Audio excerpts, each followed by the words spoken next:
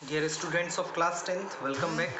तो हम लोग एक्सरसाइज 5.2 के क्वेश्चन नंबर 17 तक कंप्लीट कर चुके थे। आज हम देखेंगे क्वेश्चन नंबर 18, 19 और 20। तो क्वेश्चन नंबर 18 देखते हैं। इसमें हमसे कहा गया है the sum of fourth and eighth term of an AP is 24। एक एपी के फोर्थ और एट्थ टर्म का सम 24 है। अब हम सबको मालूम है फोर्थ टर्म क्या होता है a+3d और एट्थ टर्म क्या होता है a+7d। इन दोनों का सम जब मैंने किया तो 24 मिला है। इसको मैं थोड़ा सिंप्लीफाई कर लूँ तो 2a + 10d = 24 और मैं इसमें 2 कॉमन ले सकता हूँ तो ये बना है a + 5d = 12। Equation first. आगे कहा गया है कि and the sum of sixth and tenth term is 44। Sixth term और टेंथ टर्म का सम 44 है। अब सिक्स्थ टर्म क्या होता है अपने को मालूम है। सिक्स्थ टर्म होता है a + 5d, टेंथ टर्म होता है a + 9d = 44। इसे हम लिख सकते हैं 2a + 14d = 44। या फिर हम इसे क्या करें 2 कॉमन ले लें तो ये क्या बनेगा a + 7d = 22।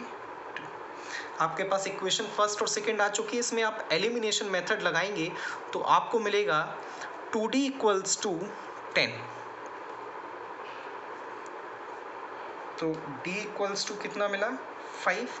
अब जब d 5 है तो a कितना मिलेगा आप निकाल सकते हैं। इसमें d की वैल्यू 5 रख के 5 5 = 25 वहाँ गए हैं तो a मिला है आपको -13।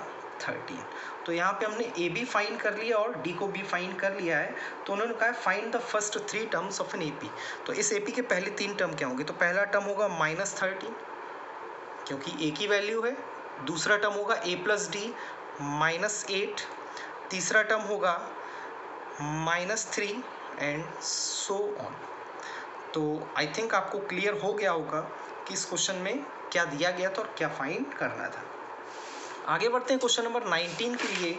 तो क्वेश्चन नंबर 19 में हमसे कहा गया है कि क्वेश्चन नंबर 19 में बोला गया है कि Subba Rao started work in 1995 at an annual salary of ₹5000। Subba Rao ने 1995 में एक जॉब स्टार्ट की है जिसमें उनकी एनुअल सैलरी 5000 रुपीज़ थी and received an increment of ₹200 each year. और हर साल उनको 200 रुपये का इंक्रीमेंट मिला। यानी कि 1996 में उनकी सैलरी 5200 रुपीज़ हो चुकी होगी।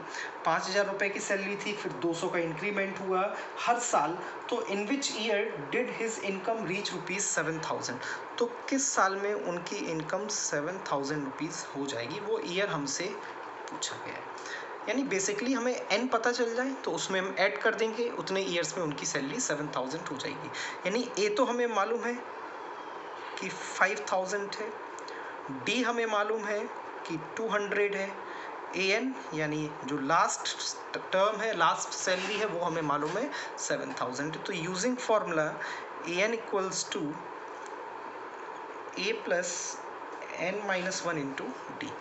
an हमारे पास 7000 है, a हमारे पास 5000 है, n हमें फाइन करना और d है 200। ये यहाँ पे आए हैं 2000 हो गए हैं, 200 अपॉन में आएगा तो n-1 = 10 यानी n = 11 ईयर्स।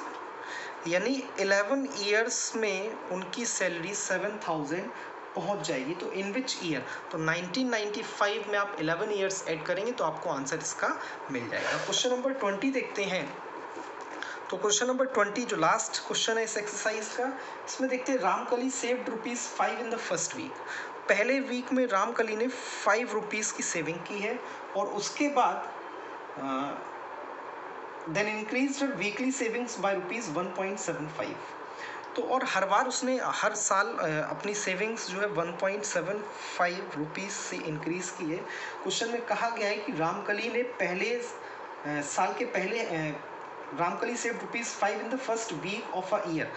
साल के पहले हफ्ते में 5 रुपये बढ़ाए हैं, 5 रुपये सेव किए हैं। Then increased weekly savings by rupees this. If in the 9th week her weekly savings become ₹20.75 और ऐसे ही करते करते उसकी सेविंग्स एक टाइम में जाके ₹20.75 पहुंच जाती है।